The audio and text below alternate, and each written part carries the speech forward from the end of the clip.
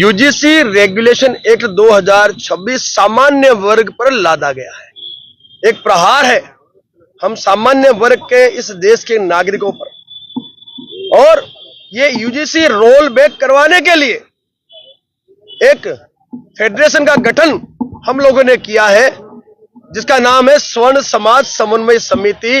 और इसमें इस भारतवर्ष के सामान्य वर्ग के जितने भी संगठन हैं, उनके प्रमुखों को हमने स्थान दिया है।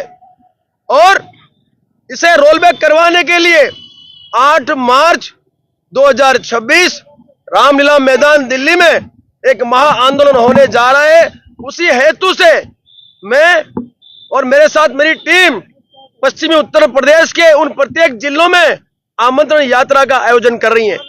आमंत्रण यात्रा के माध्यम से हम इस जिले के सामान्य वर्ग के नागरिकों को आमंत्रित करने आए हैं। आपसे मेरा अनुरोध है, प्रिंट मीडिया, डिजिटल मीडिया से हमारा अनुरोध है, क्योंकि समय बहुत कम है और आप हमारा सबसे बड़ा हथियार है। आप हमारा ये मैसेज, ये समाचार इस जिले के प्रत्येक घर तक भेजने की कृपा करें। 8 मार्च दिल्ली इस यूजीसी काले कानून को रोल बैक कराने के लिए हमारी ये पूरी की पूरी एक मुहिम है, उसमें हमें आपका साथ सहकार चाहिए। न्यायालय में विचाराधीन चल रहा है सर, ऐसा है, न्यायालय में हम गए तो हमें वहां पर स्टे मिला। वो एक हमारा मोर्चा था।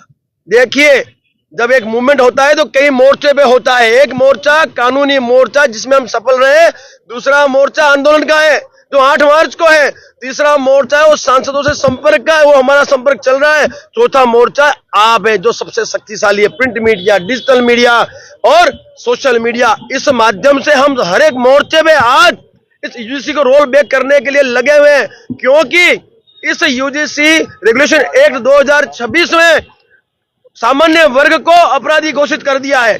हमारे छात्र छात्राओं का भविष्य अंधकारमय हो गया है। उनके भविष्य को सुरक्षित करने के लिए हम मैदान में उतरे हैं।